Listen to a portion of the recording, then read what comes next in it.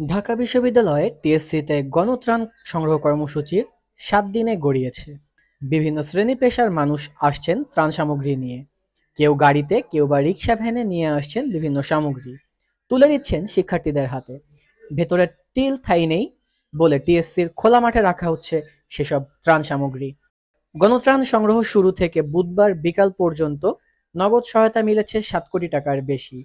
প্রতিদিন ট্রাকে করে ত্রাণ সামগ্রী পাঠানো হচ্ছে বন্যা কবলিত এলাকায়। কালকের যে আপডেটটা আছে এটা বলি, কালকে আমাদের কোন কোন জায়গায়, কালকে 14টা জায়গায় আমাদের ত্রাণগুলো পৌঁছেছে, ঠিক আছে। টাকাটা হলো আমাদের 7 কোটি টাকা ছাড়িয়েছে।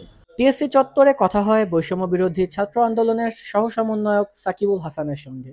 শিক্ষার্থীদের পাশাপাশি স্বেচ্ছাসেবী হিসেবে কাজ করছে স্কাউট, গার্লস গাইড সহ বিভিন্ন সংগঠন।